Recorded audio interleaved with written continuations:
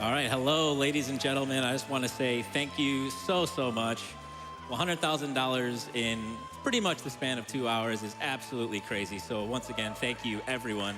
Yeah, thank you. This possible. We were not sure at all if this would get met about an hour ago. We were prepared for the worst. But thank you very much. Trust me, this category is worth it. Definitely worth it. It's definitely an experience. It's so much of an experience that I'm actually going to show you one very particular glitch that's important to the entire run to at least try and make sense of this a little bit. But a lot of it's not going to make sense, I'm not going to lie. So I'll go ahead and ask my couch to introduce themselves. Yeah, I am LCC. I've run this game for quite a few years. And we got our friend in the middle here, Rudy. Yeah, I'm rudyxx. This is my first time seeing this game ever. Yeah, okay. I'm DemonSmallZ. I run a few RPGs, a little bit of experience with FF6, but not this category in particular. This is Skies of Arcadia Legend. Yeah, Skies of Arcadia Legend. Yes. Yeah, big one. There's a big legend there. So yeah, we are going to be showing what makes this run possible to begin with. So this is the New Game Plus speedrun. This game doesn't have New Game Plus at all, but we're able to actually carry things forward from a previous save file to a new game. This game, whenever you select new game, it does reset a lot of things, but it doesn't reset everything. So there's still some things that you can carry forward to a new game. This is one of them. So this room right here has doors that are shifting. It's either appearing and disappearing.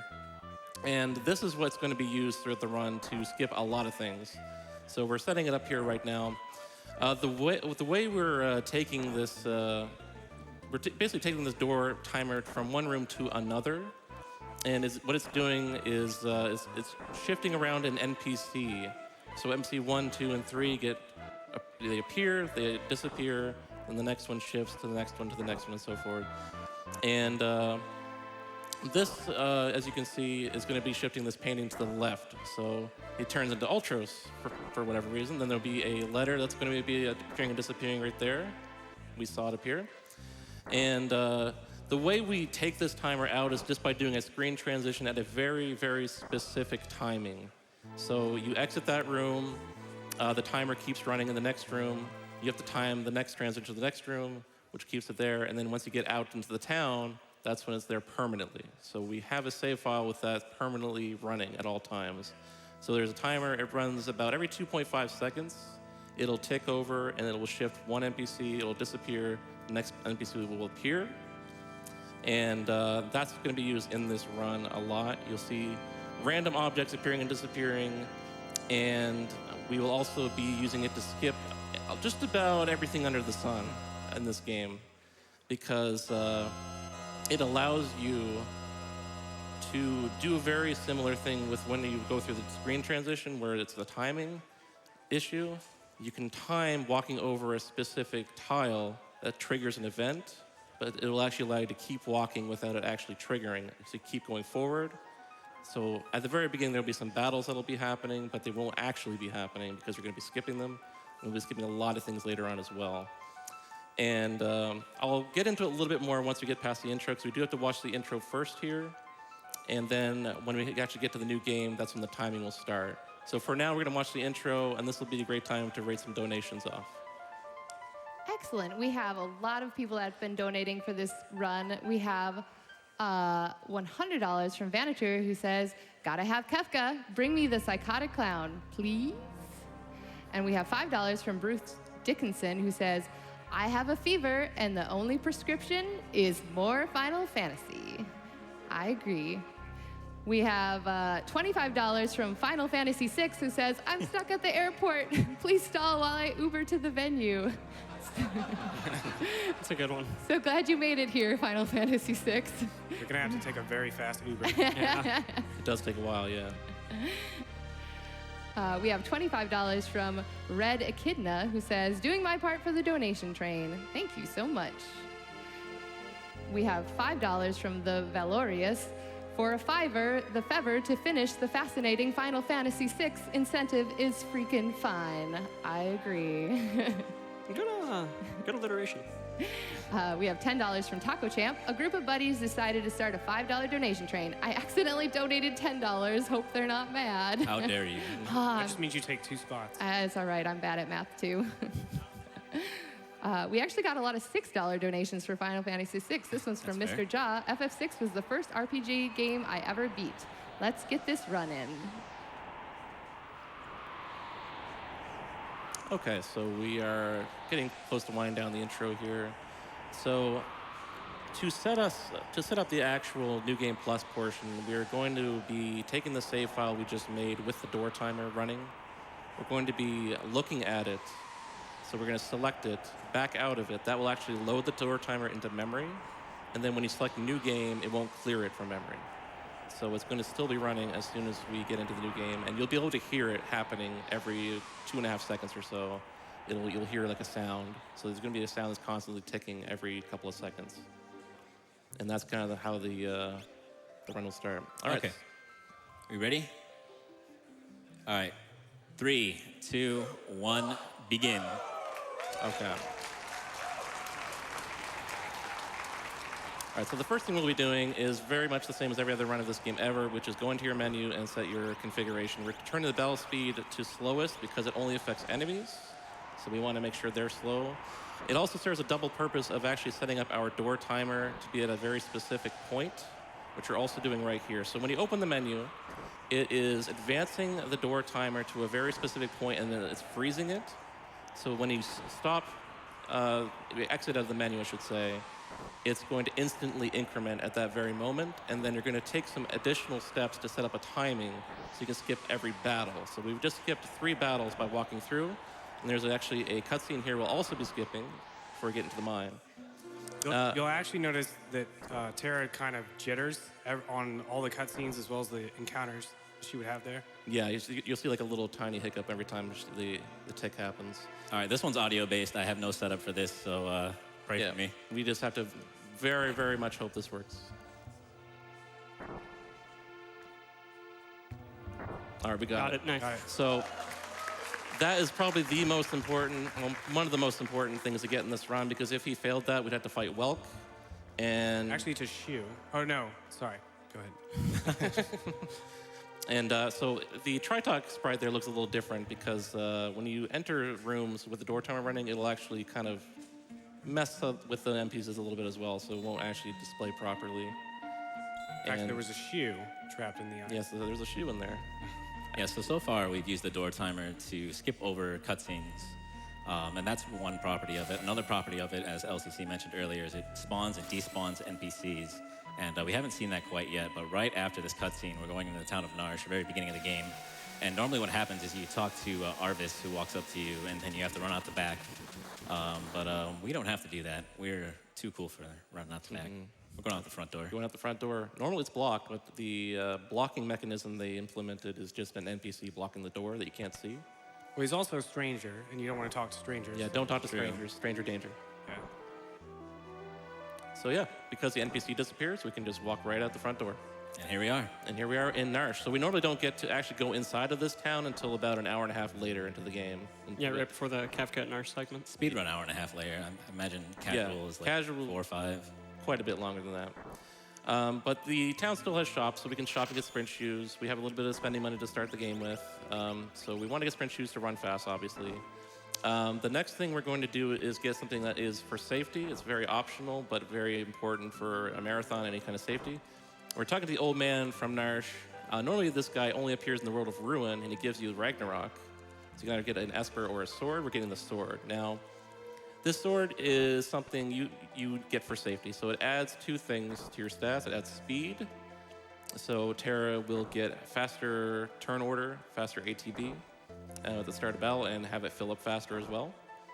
And it also will add magic block, which blocks all attacks in this game that aren't unblockable, essentially. So it will add some chance that she'll block things. So there are points where we get into random encounters that we need her to be fast and run away, and or block, because they can one-shot her. And even if she does get hit, we have safety saves built into the run so that we can just keep going and keep trying. But the actual end block does help a lot to just kind of add the safety to the run. Yep. In that last menu, we also bought some smoke bombs to escape a couple of encounters, as well as some tents, which we'll be using for a cool trick later on. Yeah, we're back in the Magitech armor because we didn't actually name Terra. So Yeah, That's a cool thing We're that still happens. question mark girl at this point. I thought she just found it laying on the floor in the cave. Yeah. They abandoned it earlier. Vix and Wedge just kind of left. You might be wondering what the next step is from here. So we are going to the snowfield at the top of Narsh. So this is the area where you have a multi-party battle against Kefka much later. And this is something that is initialized at the very beginning of the game. It's here to start. So we're going to start it. Yeah. And I hope you're ready for the this. NPC spawn and despawn there as The well. fun stuff. Yeah. Now, you may notice that we have a full party of Terras or Tinas or whoever she is. We haven't really named her yet. There you We don't go. know who she Nice is. blonde Terra there for everybody. So this next segment of the run is going to be really, really confusing, and I promise you we have to do every part of it. None of this is just for looks. It's all to set up a bunch of variable coordinates and other things related to tricks we'll be doing later on. Yeah. It's going to look really interesting, though. And similar to before, we'll be opening the menu to increment the timer to a known point. So we're going to wait here for a few seconds. And then we're going to be walking with our next parties to set up the timing so that when we enter the menu. And then we're going to swap party leads, but the actual party lead doesn't actually get changed on the actual map screen. And what is happening here is because the actual party lead doesn't technically change at the very first swap, then it's just taking whatever coordinates were previously set on that character so it doesn't get re-updated. If you can kind of, maybe I'm not explaining it too well, but We're just trying to get to Kefka as fast as yeah. possible. But There he is. There he is. But we're basically going out of bounds by swapping the party lead to the other character, but not updating them on the actual map. So it takes whatever coordinates they were previously at, which happens to be just 0, 0, because they never had previous coordinates. They're just set to 0, 0. So you're ending up swapping back to those parties, and it just because it's taking whatever coordinates they previously had, it's warping to the very top left of the map. So now we just stab in the back, right? Yeah, we just have Sure, that would work. And our goal here is to escape this battle. So we're actually leaving, and we're going to be warping through Narsh to get out of it using similar methods here. So is that because we don't have the proper gear to stab in the back? Yes. Okay. That's Didn't we just get a really cool sword, though? the sword's not sharp enough to pierce his It's only good at blocking, right? Yeah, yeah. That's right. Only for blocking and speed. That's right. So a lot of this run is about taking the party swap glitch out into the world where we can kind of use it to warp around anywhere and everywhere. Right. So we have gotten one party out of Narsh for making a save, and that save is actually not for safety, it's actually for the actual setup we'll be using for warping. So there's a couple different methods of setting up warps. One is the one we're using, which will be swapping one party lead to set their coordinates. And then there's also ones where you actually pull coordinates from a different save file and then load a different one. So we saved in slot 2 there, and we did 2 party leader swaps in the other party, and those were for the purpose of setting coordinates. That was almost bad. That's for the purpose of setting coordinates. So that save file 2 has coordinates set on that party for 2 different characters. And now we use that to warp Terra. So Yeah, so one of those coordinates that we set was to use to warp Terra, this one right here. And another one will be used later on to warp to a different spot when we use that save later. And we're doing the same thing here where we're actually setting coordinates there, and then we're making Terra stand there on the other character, which is set coordinates, and then we'll be using the third save for those sets of coordinates, which will be used later as well. And again, I want to reiterate that every time you swap party leads, you're taking one party member, putting them into the back slot, and it's storing their coordinates in memory permanently until it re-updates them, and we're going to be skipping that updating part so that it's just taking whatever they were when you swap back to them later. That's what causes the warps to happen. And the skipping part is because of using the door timer, because it bypasses that. Yep. All right. Well, that's all well and good, but I think the real question here is, why does Terra have blonde hair? Well, that's a fine question. She dyed it. Oh. Good answer. Yeah, she dyed it. So we're doing all this to get into Figaro. Figaro District House. I've literally never done that before. There is actually a warp in this here room, which will get us on our merry way. But we have to warp into a wall to get there, so we're going to do that right now. So if we select slot 3 and then reset the console and then load slot 1, we will warp using the coordinates of slot 3, but the map of slot 1, and that will get us where we need to go. But why Figueroa Castle? Because Figueroa Castle, as you will see, has a portal into the cave in the underground. So there we are. We warped right into the wall. So we're in the World of Balance South Figueroa Cave. Now, you may not have seen it because he opened the menu as quickly as humanly possible, but the party that actually exited Narsh ended up outside of Figueroa Castle. So they didn't actually start out at Narsh. Nice turtle. Thank you, DemonSmallZ. It's a good Of course. Good observe it. Observe it. All right, so we're going to do that again. We swapped the other party member in order to take the coordinates that she had to warp her. We're basically warping her past that water that was in our way. We had no way of getting through there, but we have the power of warping our party, so it's not so bad. So we're looking at the save and then resetting before actually doing anything, and that stores those coordinates in memory so that when we load the first save, it's still keeping those that we set previously. And that's what's letting us warp to this cave. Nice turtle. And you can see the NPCs Also, that are guy still is, swapping there. Yep. Doing stuff. Guy's angry. That's his pet turtle. And we're doing the same thing here where we're going to be taking a look at the second file. And so whatever coordinates we had stored there from previously back in Narsh will be warping us ahead in the cave again. Now, this is all kind of technically not necessary. You can walk through the cave. So It's pretty necessary. it is pretty necessary because it's very dangerous to do that. But Here we are, the world of ruin. We've made it to the world of ruin. So now we've skipped a substantial part of the game by getting to the world of ruin. But I have a question for you, Neerrm. What's up? Doesn't Kefka live in a tower? He does. We need an airship to get in that tower. Hey, look, an airship. Whoa, nice. We got into the airship. Congratulations. So for some reason, there's a pointer that sends you to the airship inside of tents, I guess. Yeah, so the tent screen is a map, and you can actually interrupt the tent animation using the door timer. And then if you walk one tile down, for whatever reason, there just so happens to be a cutscene trigger for the floating continent cutscene. And here we are. At the end of this cutscene, you actually end up with the airship, but you are in the world of balance. And so what we had to do was make our way through Figueroa Cave to make a save into the world of ruin.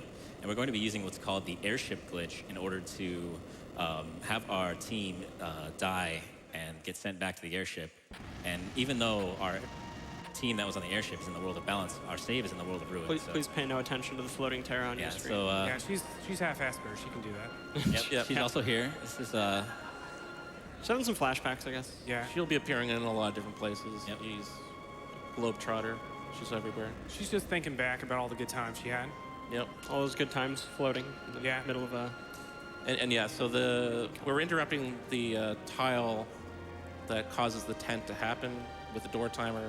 We walk down onto a tile that will trigger the floating continent rising cutscene which we're reviewing. And the airship glitch that we'll be using next is very old. It's been around for quite a while. it's how you save General Leo. Yeah, it's how you say generally. I'm sure a lot of people have read there's an article about, it's called Breaking FF6. You may remember it was from previously known as Elephant Gun. You may know them now as Yohozi, who's more prominent with Dragon Ball Fighters these days. Not so much FF6, but you know, she wrote that guide quite a while back, and the airship glitch was heavily used in that. It's a lot of fun to check that out. Inspired a lot of people to work on this game too. So I know Cad Money's a guy who worked a lot in this game. All right, so we need to bamboozle this guy.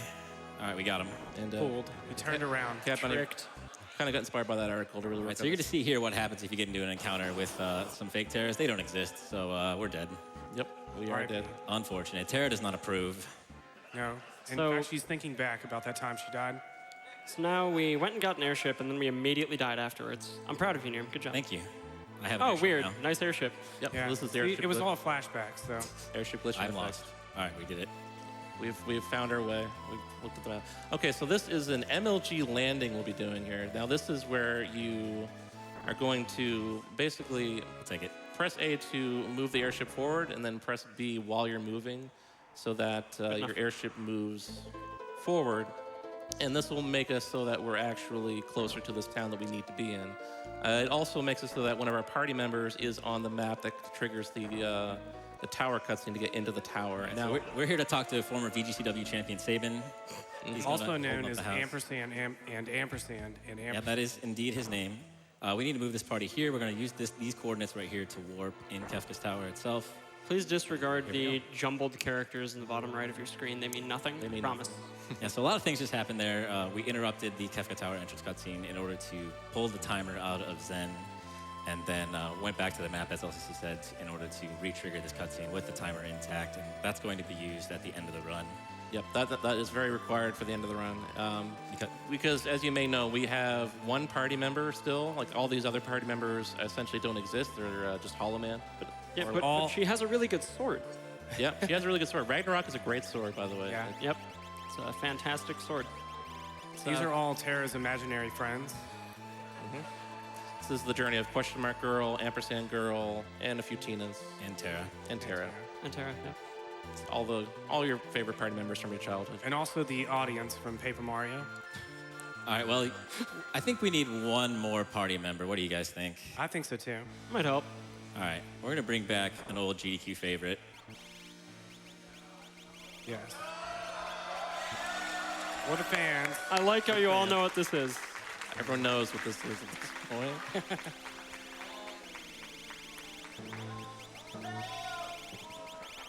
It's our good friend. All hail the Demon Chocobo. So we have actually 6 minutes before that timer finishes, and we have more than enough time, actually. So There he is in all his glory. There he is. Beautiful. And so yes, we have the timer from Sen running, and this timer we need to expire towards the end of the Kefka. Would you like to know about save points? Sure. Would you like to know about save points? We got the tutorial. We had to skip it. Just so you know. No backseating here. No backseating. Backseat gaming disallowed. And we're taking a safety save, so we need to force a few encounters to run from, so that other party members don't have to deal with them because they'll instantly die. So this party right here needs to take them. And these can kill you. They are dangerous, but we're going to hope we get lucky. Yeah, we do have a level 3 Terra. She does have Ragnarok on, but she is still level 3 Terra. Any hit she takes, she will die. Thankfully, we do have the ability to safety save. I believe that she will survive. Now, another thing we're using is there's a save point glitch, which is fairly well known in Kefka's Tower. If you're standing on a save spot and you switch to a different party member, they can save on that spot as long as they don't move. So that'll be used to get other party members to be able to save. Preempt is very nice, so we got to Yeah, at this point, like, all of the step routing is done so that the party with the actual Terra takes all the encounters. Because otherwise, like we said before, it would be a game over. I don't even think we even mentioned the step route, but every encounter we're getting, we know we're getting. Yep. So Correct. we're doing everything, setting up the cart in advance so that the seed is known at the beginning, where every encounter is known. As long as we don't make any mistakes with that, we know what we're getting. So. And I believe the next encounter is actually the most dangerous one. That's pretty dangerous. It's not Brachiosaurs, but Brontosaurs. So this is a variation of warping using the door timer, except we're using a tent to interrupt the party leader change. And so if you use a tent and cycle on through, then, whoop, there you go. She's up there now. And again, what we're actually doing, so the party lead doesn't show differently on the map whenever you exit because the tent interrupted the swap happening. And then when you switch around back to them, it warps them to whatever their previously set coordinates were. So. All right, so we got a little bit of a walk here, and as Rudy mentioned, this is the most dangerous encounter. It would be really cool to get through without dying. That doesn't happen very often in any run. This is not great. Nah, I jinxed it. It's me. That's what safety saves are for. We just go back to where we were. We're going to try again. At least we this can is get wailed expected. on. Absolutely expected. Yep, legitimate death, unfortunate. This is the randomness in the run. Everything else is basically execution. Also, I will note that anytime you take a death, it actually is twice as much time that you lose because you're losing both the timer's time and the amount of time it's spent. Oh boy. Yeah, okay, they were pretty much dead again. 100%, yep. Back attack. This is okay. This is fine. This is fine. This is fine. That's fine. We got It's all tons of right. time. Can we read a couple donations? Yeah, go for it. Absolutely. All right. We have $1,000 from Brand 105. And they say, honk to suplex a train. All right. Sorry, no train in this one. Yeah. We have some other things. We are in on a mind. train, though, a very crazy train. There we go. There we Ragnarok go. Coming through. All right, so there we go. We got through it. All right, so one more property of the door timer that we haven't actually talked about is that it'll act, if there's no NPCs that correspond to that ID, it will actually spawn doors and we can walk right through. Yep, so it spawned an opening for us, and we're walking right through. We're going here to set some coordinates on this party. And then normally we'd want to walk back to get outside again, but rather than walk back, we're just going to purposely take a death so we get back out there instantly. I can't My boy believe the Demon Poltergeist. Chocobo lost to Poltergeist, man. Yeah. Because one of the properties of the warp is we need to be on the same map as the next party member that we're switching to. So otherwise the warp won't actually happen. So we're going to swap here, use the tent, and this will make it so that our party leader doesn't visually change on the map itself. Then when we cycle back around to them, they'll warp to whatever that swapped party member's previous coordinates were. But to walk outside, so we're on the same map. Here we are. And then now There's we're in the- Mirror there's World. the human half of Terra. Now, this is a weird thing that ends up happening where we actually walked through the poltergeist trigger and our other party members were not visible on screen. And the actual reason for that is something I haven't quite figured out yet myself. Yeah, I don't understand it, But- being completely honest. It's very convenient because you can walk them just straight up, get past the boss without needing to fight it. And then when you swap back around to them again, everything will spawn properly and everything will be good. Now, the next thing we're doing is we're getting to the final trigger for get to the final boss, which is the switches. Now, in this game, the way it's programmed, you actually need all 3 party members to be standing on a switch, but it doesn't care which switch. So if all 3 are standing on the same switch on top of each other, it will still trigger the final battle. So we're doing very similar warps as before, where we're using the door timer that's running to interrupt the party lead change actually happening until we swap back to them again. And then all 3 will be standing on the switch, which will trigger the final cutscene. And we use those walking steps as a buffer to time those menus properly. So does anyone up here have any idea how our level 3 Terra is actually going to beat Kefka? I do. That's a very good question. Now, you may notice our there's some garbage at the bottom right of the screen. I said to ignore that. Yeah, you know, you can still ignore that. That's probably not going to come into play here, I'm sure. But yeah, we do have the final cutscene to get through, and this would actually be a good time for a couple donations because it is a little bit lengthy. Excellent. We have $600 from the hashtag Gaming Slack community. Here's another $600 for FF6. With love, HET on Slack. Thank you so much. Thank you. Thank you. We have $5 from Lucky Lutonium. Kupo, I can't stand in the shadow while my favorite game is locked. Let's go and terrify one mean son of a submariner and paint the town cyan. Thank you so much. The only one of those I recognize is Terra. Yeah. We've not met anyone else except for Ampersand Guy, and there was a stranger at the start of the game. Wedge. Yeah. Vix and Wedge were our buds for a while. Yeah, then they disappeared. Yep. We didn't really do anything with them. They were just kind of there. They both on a wall. I feel like they're going to show up here at the last minute. I think you're going to be disappointed. Yeah, I don't believe that's correct. And so I will actually explain what's going to happen. Before you do that, I want to talk about a little bit about Eddie, who actually came up with this entire Oh, for route. sure, yeah. And 100%, that I am completely mimicking all the work that he did.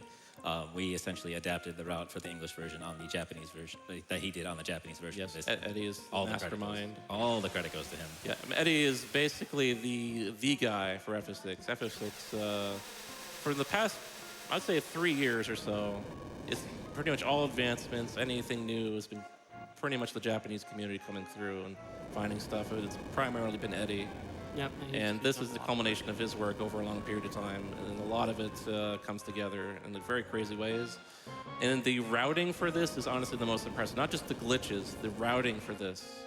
Having 3 parties split up, switching between them anywhere in the world you want, and having 3 save files worth of coordinates, 3 party members, or 3 parties worth of coordinates, figuring out how to get them to where they need to be at the right times without soft locking. Yeah, extremely it's difficult. all like super in depth. All right, well, I hope you're ready on time over there. Yep. We have a hidden party member that nobody knew about, but everybody knew it. It's the Demon Chocobo. He's here to party. Getting his revenge. There we go. Time. Demon Chocobo has won the day. That is time. Defeated by the Chocobo. All right, so how that actually happened, as you could probably guess, but when we went to the Zen to talk to Sabin, there was a timer that started that's a countdown for a game over. So if we didn't get through Kefka's Tower quickly enough, we would have gotten an automatic game over when that timer expired. But if it expires during this cutscene, it doesn't actually cause the game over to happen because the cutscene takes priority over it. And then when you get into the battle, if the actual timer expires during the battle, it kicks you out of it. But the battle is set up in such a way where once you leave the battle, it considers it a win. Yep, that same trick is used in No Sketch now, right?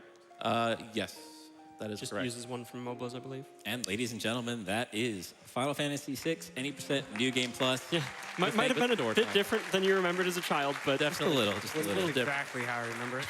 Once again, I want to thank everybody who made this possible. You all are amazing. Thank you for raising so much money for the Prevent Cancer Foundation. And thank you, Couch Guys. Yeah, of course. Thank you for having me, Neerrm. You did very well. And that'll be it for me. Thank you so much. All right. All right, let's give it up one more time for Neerrm. That run went by so fast. I don't even know what went on, but whatever it was amazing. Thank you so much.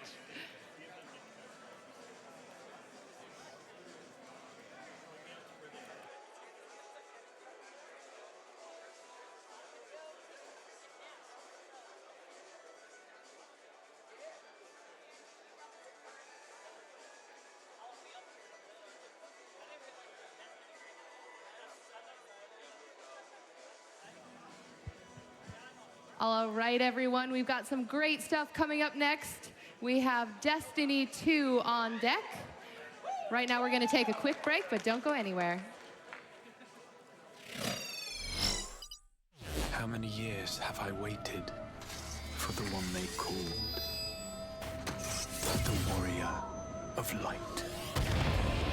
If history must be unwritten, let it be unwritten. Become what you must. Become the Warrior of Darkness.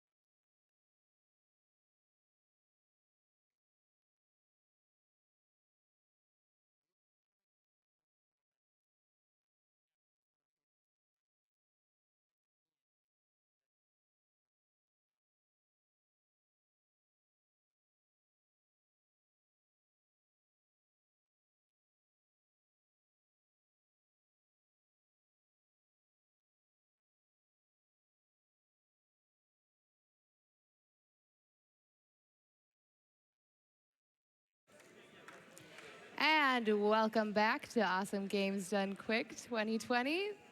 Thanks for hanging out with me. Okay, everyone, I have something very, very special for you.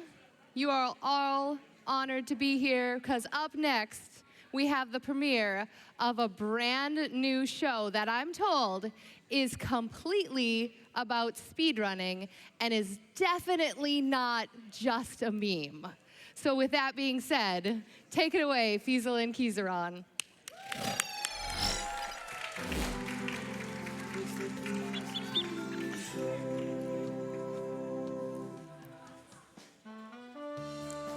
Hello, welcome everybody. Back by popular demand, we get the intro again. Yeah! What is happening? Very good. Hello. Welcome, back by popular demand, for real this time, the Keiz and Feas show. Oh my goodness. We challenged you guys after the pre-show to let us know if you wanted this back by doing hashtag bring back Keiz and Feas, and well, we broke the internet. we broke the internet. Did you know that Twitter was down? I know, for- Twitter was actually down for a good 4 hours today because of us. completely our fault. Completely, yeah. But we have an action-packed show for you that's filled with speed running. Yeah, and not memes. It's all just speedrunning related content. Not a single meme at all. That's right. And Starting don't tell with- Hobbs, actually. No, don't worry about it. Shouldn't have mentioned it. No, now he's gonna ruin. You just go on. So, which speedrunner has gotten a really cute puppy for us to look at? That's Do a we good have idea. the pictures? I hopefully have some. Oh my Oh, god. there we go. Oh, look at that. That's a lovely That's dog. a- Look at that. What do you think that dog's looking at? I That dog is gazing into the future. John. Well, that's lovely. I bet that dog's All nice and right, warm. you know what? That's fine. What a beautiful puppers. All right, let's see the next pup. That's Brian Otto's, by the way, who has a Oh. run coming up soon. That's a real. I love how the beard is showing. Look at the beard. Oh, that dog. That's an unusual That's a looking really dog. it's a spotty dog. Oh, of course, it's provided by Etiquette of all people. Do you know what a dog is? Well, Etiquette knows how to follow directions, clearly. Oh, look at that. That's a really good boy or girl. Both. Or both, or neither. Sakura Sakura Tsubasa. Tsubasa. Yes. Oh, Oh, what an hello. adorable. What a lovely pup. Yes, indeed. Oh, look at this. Oh, I don't think I'm hearing enough awes in the crowd. This is. There we go. That dog looks very happy and Very cozy. happy. Very coat. Look at that's such a warm coat. I wish I had a warm coat.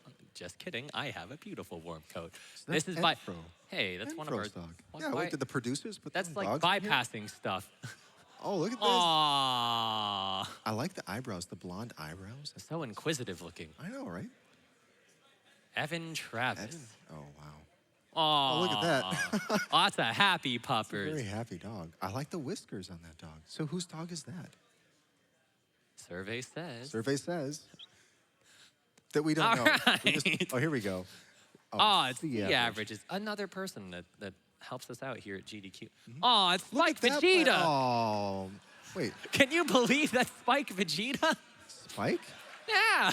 He said he couldn't make it, but Ah, Rugrat. I didn't realize that Rugrat owned Spike Vegeta. He said he wasn't gonna be here. How his rude. hair looks good, though. Very good. Oh, look at this one. Look at that cute puppers. I like the dogs with the floppy ears, and they just Oh, can't this stand right. up. King Rhodes TN. You have a very adorable puppers. That's an adorable dog. And then what do we have next? Oh, look at that one. That's a very flat dog. Vesper. Vesper. Wait a minute. Oh, okay, so I guess Vesper decided to ruin my segment. So what do we have next on the docket, Feas? We should make something up. We got a lot of time to kill. How about... Oh, there is one thing. We need to have, well, in more somber news, a moment of silence for Caveman's mustache. Yes.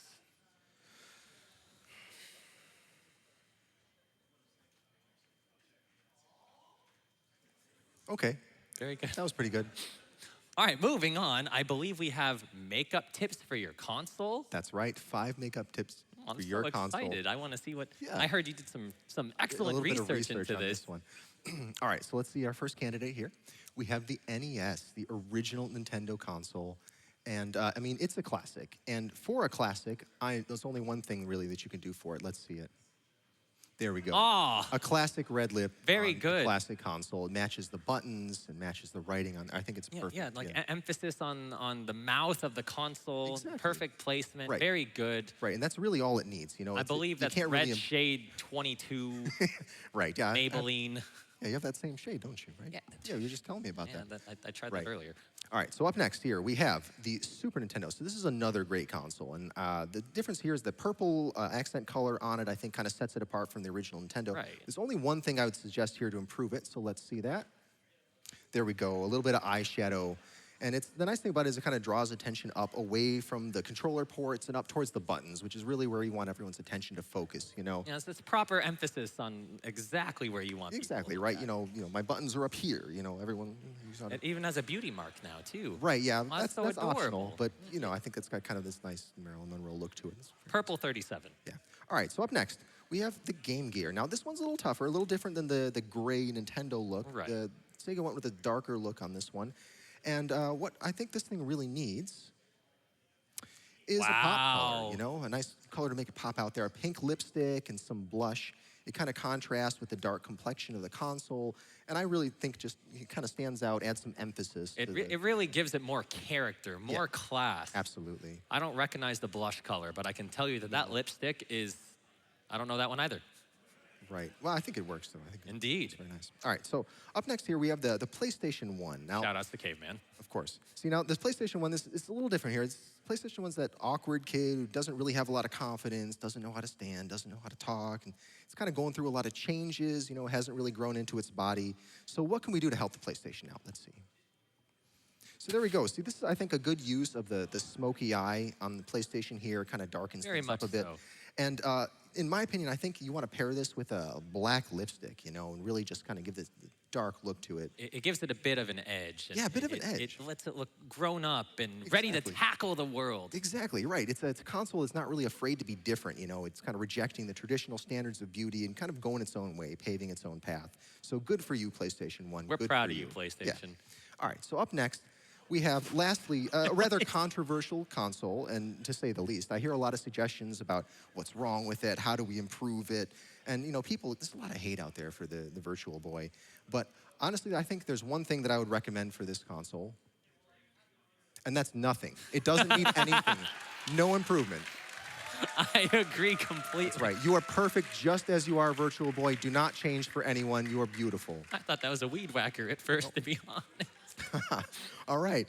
So that's it, and we're all out of ideas, and we still have another 15 minutes to kill, don't we? So, what do we... We could bring on a guest.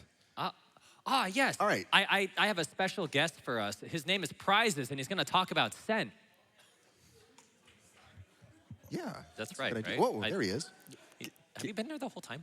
Yeah, you guys invited me on like a half an hour ago. I completely forgot. It's good. By the way, that is still not Spike Vegeta. I do not know how we're still having trouble with that. That was clearly Spike Vegeta. I'm not sure. I think the crowd's behind me on this. What's that, Spike Vegeta? There you go. So, all right, I have clearly lost. I apologize, Spike, and I will get you that 5 I owe you eventually. Anyway, guys, we have some great prizes to talk about. As you know, the Keiz and Feas show is brought to you by Prizes. Not me, the actual prizes. I did not fund the Keiz and Feas show. But we do have a bunch of good stuff. Now, all the prizes we're going to talk about right now go from now until the end of Wolfenstein Youngblood a little bit later tonight. So we got a couple of great runs before that. Of course, Destiny 2 coming up right after the Keiz and Feas show for sure. Yeah, the audience likes that. That's good to hear. So first off, from our good friend OmniGamer, we have Speedrun Science. It's actually a book that OmniGamer himself has written about the speedrunning process, from routing to kind of the history of speedrunning and his own personal experiences in the community, coming from like the fighting game background into speedrunning and kind of being one of the most prolific names in speedrunning from that era. I mean, Feasel, you're kind of out there with him, Omni. Yeah, I thought it was a really fascinating book. At the last GDQ, I ended up just sitting down and reading like a third of the book there in the practice room because I just couldn't put it down. It really is very good. It's the best explanation I've seen of the history of speedrunning, that anyone's put together by far. Now, question, does it have a chapter on not going over estimate? If it does, we're going to give that to you, Keiz. Fantastic. Well, Keiz, you could have that chapter. $10 minimum donation from now until the end of Wolfenstein Youngblood. Guys, we have so many great prizes for you. From Struggle Up Sketches, we have some beautiful Ike, an Ike Fire Emblem art print. It's a super cool little print here. Yeah, you got Ike in a heroic pose. He's from Fire Emblem. He's from Smash. Some people like him. He screams ether a lot. I like this artwork. I didn't realize our budget included a disembodied arm. That was pretty nice. It does. Yeah, I don't know where we found the arm, but it's super useful. Shout outs to the disembodied arm that hands me things. Here we go, $10 minimum donation for now until the end of Wolfenstein Youngblood. On the same note of beautiful prints, we have some 8x10 acrylic prints of all different games. We got one of Kirby here. Yeah, there we go. We got Kirby. We got the really hard to separate. Hey, look, there's a Link. There's a Spyro. There's some Dr. Mario pills.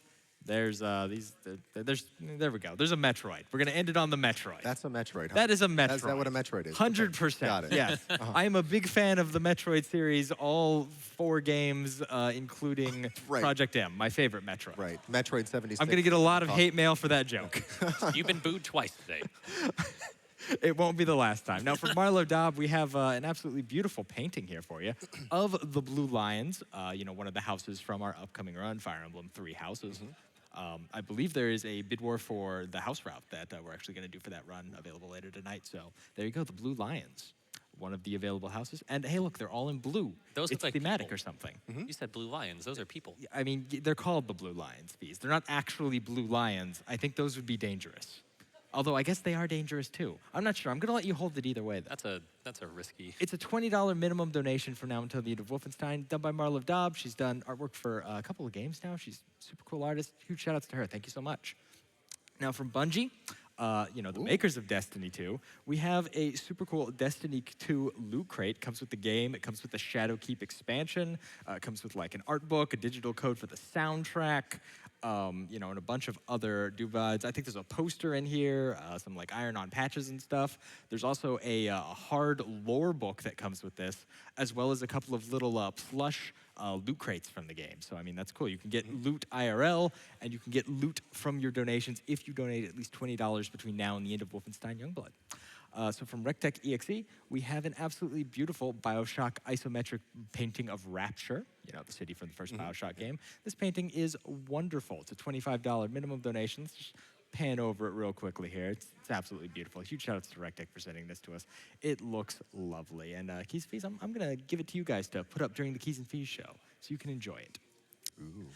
Now, guys, last but not least, when we talk about prizes, we have to talk about the grand prize we have. Of course, we have an amazing custom prop opportunity from our friends over at Heroic Replicas, and we have a few options for that. Now, of course, in the past, they've sent us some lovely Hylian shields and Master Swords, which are, of course, an option. You could enjoy the Hylian shield and Master Sword here, and let me just put the shield down and pick up the sword. They're actually both quite heavy and a little bit difficult to lift, but I mean, hey, the sword is absolutely beautiful. That's you can have a nice, black handle here. This is, I believe, a Dark Link variant of it, and you can customize it to your liking with them. So yeah, shield and sword come together as an option. You could also have a lovely fishbone guitar from Majora's Mask. Let me get the guitar here. I still don't know how to play a guitar. Don't worry about it. Freebird coming? Yeah, hold on. Let me get right on that. Nope, I still don't know how to play this thing. But you know what? I don't need to because it looks absolutely amazing. And come on, you could put it somewhere. Again, completely customizable. It's available as a base. We're panning up to see the neck of it, and we're not seeing me anymore. That's probably for the best, frankly. I think we've improved the Keiz and Feas show by doing that. And guys, of course, if neither of those options strikes your fancy, you could instead create your very own custom prop with Heroic Replicas. It's a $200 donation, but it's cumulative throughout the entire event. So hey, get $25 in. You're in for all of the unique stuff from now until Wolfenstein Youngblood, and you're an eighth of the way there to that grand prize. I mean, what more could you want, Keiz and Feas? And we could, if we win the grand prize, we could make a Keiz and Feas logo. Sure. Right, we could do whatever we want. Yeah, sign for our show when we get syndicated and broadcast. For sure. The world, yeah. Has that always been there? Yeah. I can't be in the same room as that thing. Oh no. Well, I mean, all right, we have a lot of time left. We kind of ran out of. We were supposed to talk to him for another. Did we 20 get minutes. any Twitter questions? I think we did. I hope we could did. ask. Did we get Twitter? Aha! There are Twitter. Okay, good. Fantastic. Do you know what? They all look so good. I don't even know they're where to very start. fantastic. Let's just start at the top here. All right, what's the first question we have here? Let's see. We have from Konasumi SR. Hi, Kona. Is a hot dog a sandwich? It depends. If you put the hot dog between two pieces of bread, that makes it a sandwich. Yes? I mean, I think we get some crowd participation on this one. So cheer now if it's a sandwich. There you go. All right, they lost their right I think to this vote. crowd's a Yeah, sandwich. No, Okay. All right. So next question we have here from Rodney5756, who says, Keiz or Feas, who is actually best? And I think that really depends on what I don't know, though. So if you want high quality runs and really, really concise pre-show, you want Feas. If you want the Village Idiot, you want Keiz. I think they want the Village Idiot. I'm so sorry. Let's move on to this next question. Yes, at Commander QB, I probably mispronounced that. Hey Keiz, why are you so cool? What are the chances of that lined up? Did you write that? No, I wanted to send You said you were going to take this seriously. Well, we're not going to keep doing the show if you don't take it seriously. But Hobbs isn't here. That's so true. We can do whatever we want. We can play Okay. like this is ours forever. Let's move on then in that case. All right. So next question comes from WhaleMilk95, who asks, when will we get the Keiz and Feas show branded mugs? I'll be waiting. We're waiting too. Yeah, we have these mugs here. these. we were actually just going to walk off with because I don't think the No, props they're not. masters. They're not gonna know. We're just gonna leave with everything. All right. So we have at Kaito Ida. When will we see Animorphs DOS for AGDQ 2021? Yeah. Now I have a fun fact for you, Feas. So I noticed that the Games Done Quick Twitter, I think it was they quoted someone's tweet that asked this, and they're like, "Well, the people want it." I don't know why the people want it. What is wrong with you people? Oh gosh. Okay, so we have another question here from M Psycho, who says, "Hi We're Feas. good at this. Hi Feas. Quick question: if I have a triangle with known sides of length 16 and 24, what is the remaining side? Also, can you please show me your work? Thanks. Love you. Bring back Keiz and Feas. AGDQ 2020." I can barely read. What makes you think I can math? You know? 64. Okay. That can't be it. But, That's you know, way too no, big. no, That's too that's big. the right answer. That's the right answer. There we go. All right, 7. moving on, we have at Mr. Torture. Where's J Hobbs to stop this?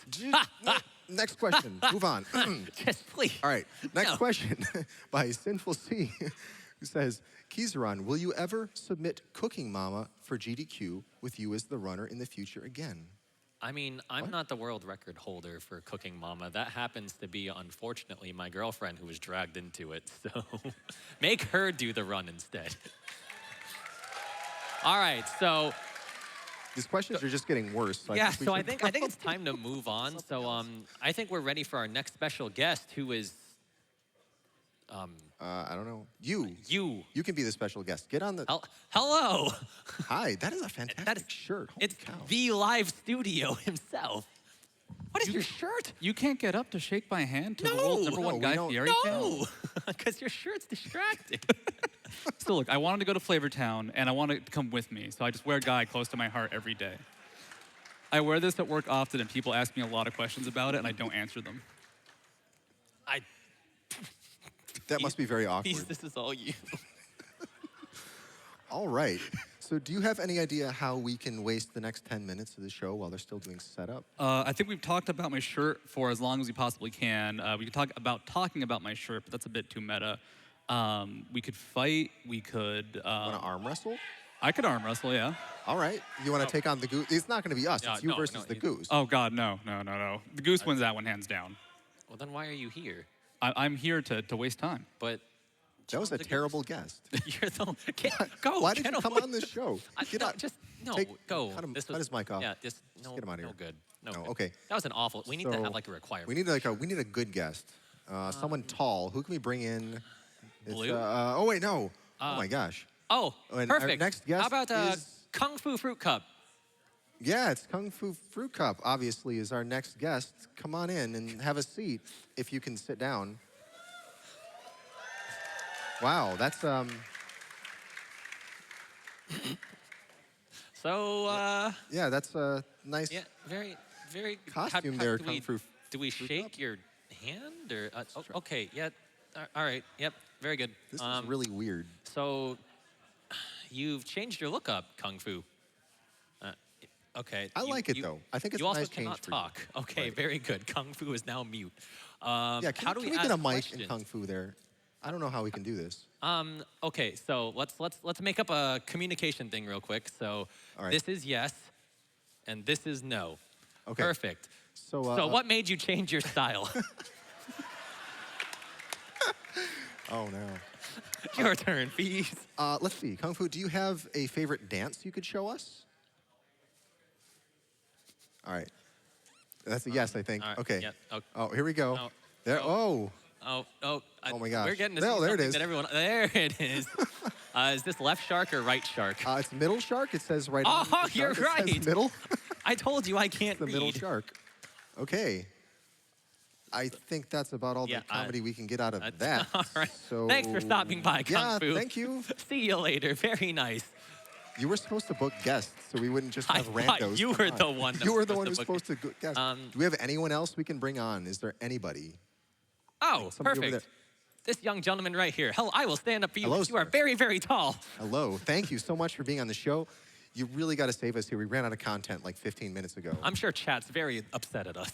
Yeah. I always thought that the sweaters you guys were wearing were just for show, but it's actually quite cold up here. Yeah, it's actually really warm. I wear These are this very even when we're not doing interviews. So how's it been going? It kind of seems like you guys were struggling with some of the questions. What? No, the questions were everything great. is going pretty well so far, I thought. We've been doing great. We haven't been booed out of the building. No one's been booed Yet. Yet. Oh, no. Okay, but what do you do on your stream when you just run out of ideas and you just don't know what to do? Oh, that's a great question, Feas. Can I call you Feasel? Feasel. Sure. Well, typically when I run out of content, I cut the stream.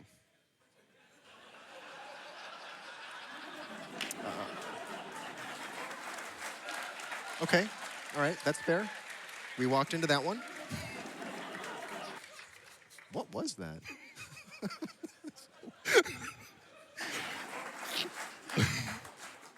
Keiz has lost it. I am losing it. Getting real awkward here. So, yeah. What have you been speedrunning lately? Oh, I'm sorry, you're asking the question. Oh, no. That's right. You know what? What have you been speedrunning lately? Oh, that's a great question. Original question. Go me. Sword of the Black Stone. Did you see it? No, I went to bed. Yeah, I saw that the other night. Yeah, they great. apparently saw it, though. No, I did Animorphs, unfortunately, and then Mike, to punish me, instead of banning me outright, threw me on his couch, and I had to sit through that, too. Was it good? Better than Animorphs. Okay. He did things. He sang. He gave me a game review. He told me to read the highlighted parts, and the part he wanted me to read wasn't highlighted. Did you enjoy the run, though? I did enjoy the run, and I hope everyone at home did, too. Yeah. You're not home. What are you doing? But what else have you been running? Not a whole lot lately. No? Yeah. Mostly the same. Mostly Sword of the Black Stone. It's sort of been the albatross around my neck for a little while. Oh, well, I'm so sorry. Can we, like... We can offer you a coffee cup? Have another drink. I'm receiving more cups. What is... Cups? Yeah, Why is there so many I don't, coffee they're cups? just coming out of nowhere. Where did this coffee theme come from? This wasn't even our plan. I don't- Very good. This is what happens when you... Why is he here? I was in bed. I was up till 5. Did you see Wild Animal Sports Day? I was up until 5 in the morning. They saw it. Get out. No. Leave. But You made me get up. no. Get out. But Leave. This was his idea. wait, what? Don't throw me under the bus. He's already mad at me. Oth, I'm so sorry. Do I get to apologize. stay? Yes, you can stay. Fantastic. Oh, well, okay. Go. That's fine. Go. Hey, everybody, get ready for Destiny 2.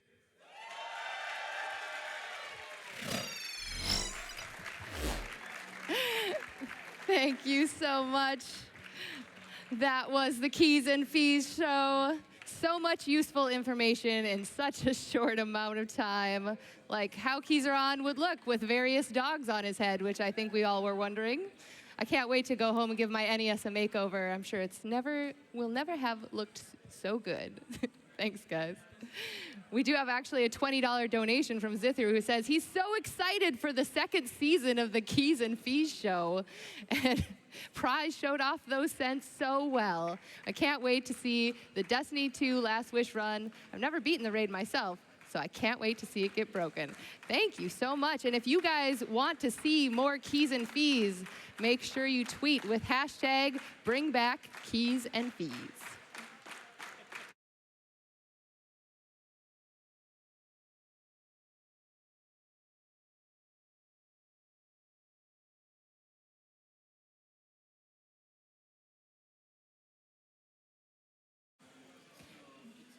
We've got a lot of donations with Love for Destiny. We have $25 from Adwa NM, who says, so excited to see Destiny featured. Me too. We have $25 from King TDN, who says, it simply was my destiny to donate right now. Thanks so much, Keen.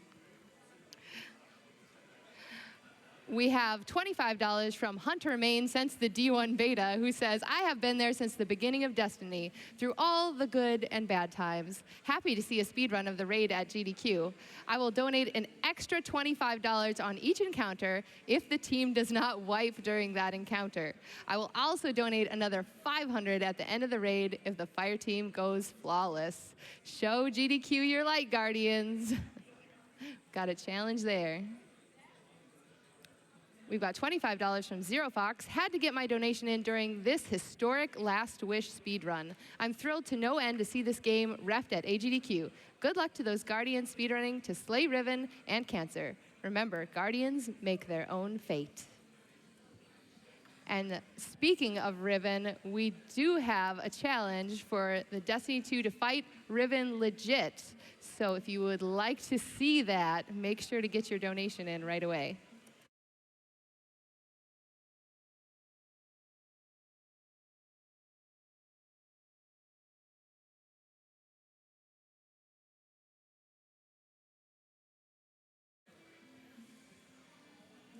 We've got a $25 donation from YellowKillerBee. Hey, GDQ, congratulations on 10 years of doing amazing things. Thank you so much. We actually have $100 from Jackson Parody and AGDQ music fan who says, thanks to all the kind attendees at AGDQ enjoying my music. So he has actually been playing the keyboard and taking donations here at the event, and then he's donating that to the event. So thank you so much, Jackson Parody. Very talented man.